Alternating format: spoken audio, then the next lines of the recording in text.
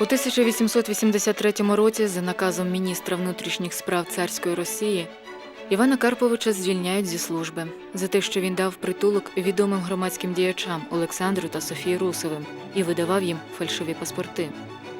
Опинившись у скрутному матеріальному становищі, Іван Тобілевич з радістю пристає на пропозицію Михайла Старицького та вирушає з його театральною трупою на гастролі, як один із головних акторів. Саме тоді зароджувався український театр корифеїв. Під час однієї з репетицій у Ростові-на-Дону до залу увірвалася поліція.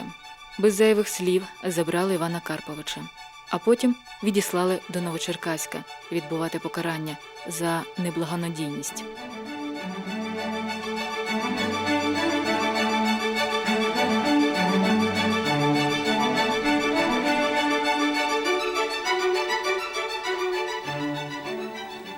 У Новочеркаську Іван мешкав у напівпідвальному приміщенні, де навіть ліжка не було. Сам Карпенко-Карий називав це помешкання могилою. Аби заробити хоч якісь кошти на проживання, він працював палітурником, а у вільний час його думки линули до хутора, де залишилися маленькі діти, де він був щасливим з коханою дружиною. У засланні він написав свою першу п'єсу «Бурлака» і присвятив її Надії.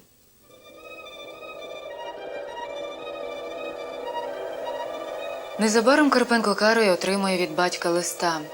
Карпо Адамович вже був людиною літньою, але мусив доглядати дітей старшого сина. На той час у родині Івана Тобілевича повмирали маленькі діти – Галина, Микола, Катерина, Віссаріон. Орися була у важкому стані, а їй іще 2 років не було.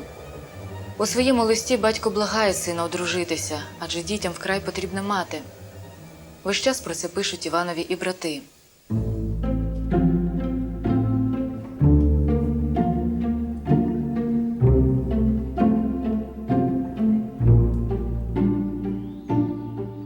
І саме в цей час в Новочеркаськ у заслання до Карпенко-Карого приїхала несподівано молода жінка.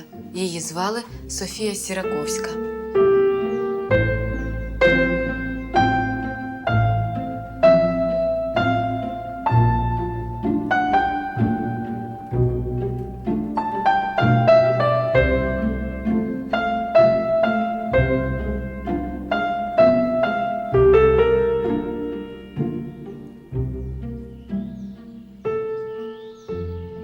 Колись давно мати Софії Анеля знайшла у лісі порубаного шаблями чоловіка. Це був герой Севастопольської війни, капітан Віталій Дитківський. Жінка забрала його додому та вилікувала. Незабаром вони одружилися, і в них народилася донечка Софійка. Проте дівчинці не судилося пізнати батьківської турботи. Коли їй було 2 роки, у батька відкрилися старі рани, і вдруге врятувати його не пощастило.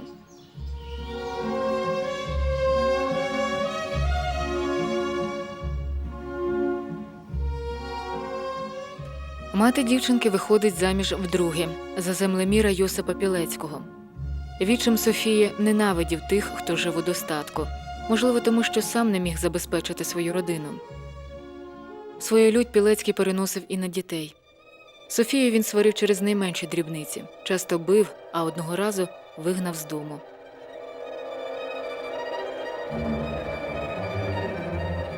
Софія наймається до графа Потоцького. Дівчина потрапила в оточення, де говорили переважно про гроші та матеріальну вигоду. Єдиною, з ким Софія почувалася добре, була вчителька Потоцьких. Вона вчила дівчину, чого сама вміла і знала. Проте невдовзі дівчина змушена була покинути будинок графа.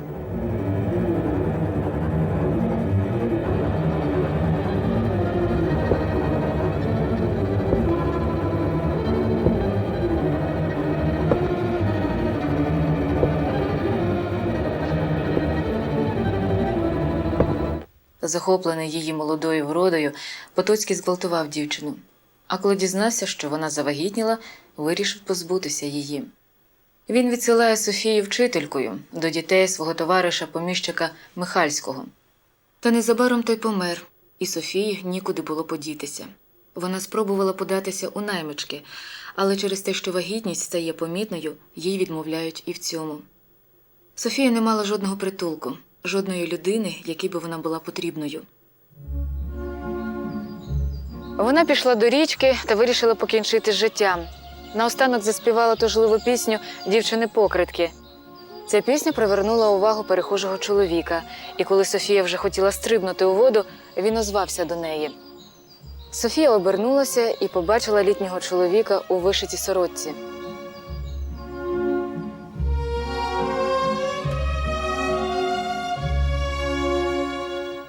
«У вас гарний голос. Але що з вами коїться, дівчино?» – запитав він. «А вам що до того?» – недобре озвалася Софія. І розплакалася. А потім розповіла усю свою історію. «Не плачте», – втішав він Софію. «Відсьогодні ваше життя піде зовсім іншою стежкою.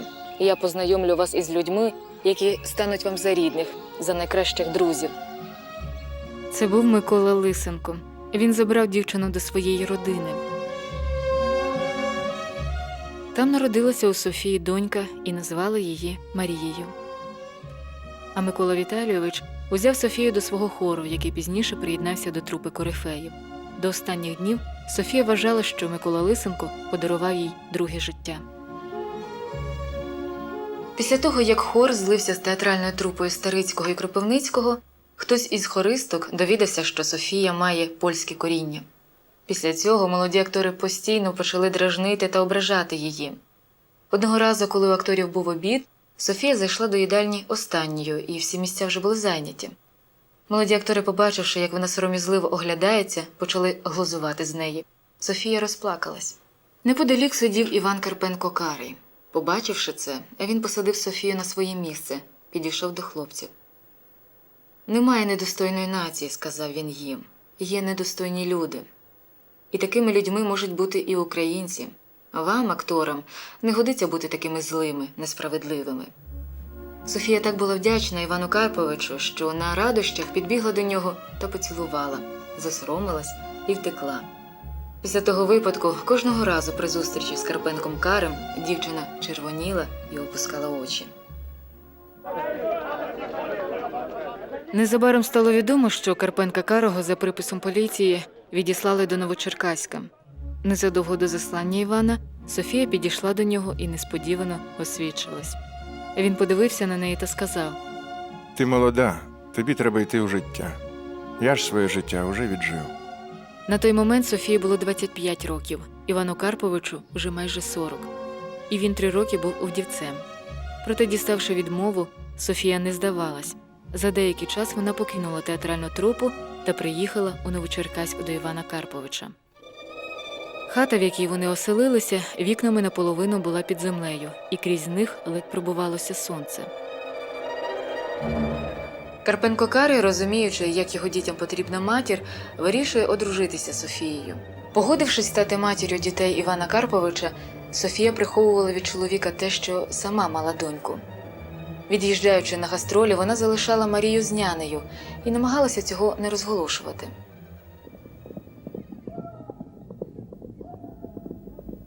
Одного разу Карпенко Карий попросив Софію провести деякі його речі з театру. Поїхавши за ними, вона дізнається, що Марія сильно хвора. Лікування забрало багато часу. Коли Софія повернулася до Новочеркаська, чоловік стурбовано запитав, де вона так довго пропадала. Софія змушена була розповісти про дочку. Тоді Іван Карпович відіслав Софію за Марійкою і прийняв її як рідну. Дівчинка дістала прізвище Тобілевич і по батькові звалася Марія Іванівна.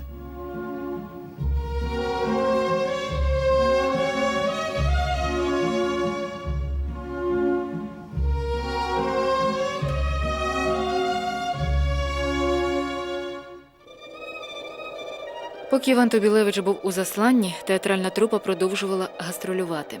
Через Валуївський циркуляр 1863 року та Емський указ 1876, в яких заборонялося видавати книжки та ставити театральні постановки українською мовою, у театрі практично не було української драматургії, а саме її потребували глядачі. У заслання до Карпенка Карого приїжджає Михайло Старицький і благає його кидати політику та рятувати український театр і братися писати п'єси. Після щоденної важкої праці ночами Іван Карпович писав п'єси.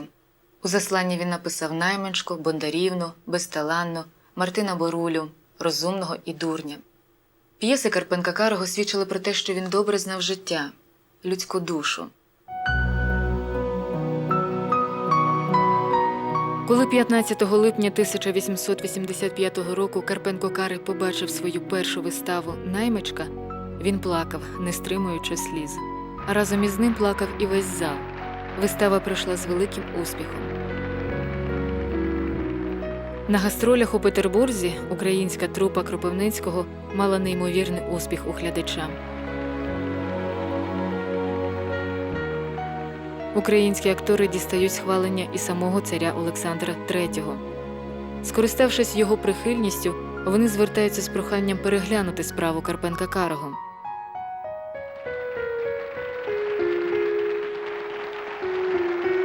Невдовзі після гастролей, 15 квітня 1887 року, до Новочеркаська приходить довгоочікуваний лист. 2 роки заслання, що залишилися, Івану Карповичу дозволили провести на хуторі. «У мене виросли крила», – писав він, коли отримав радісну звістку.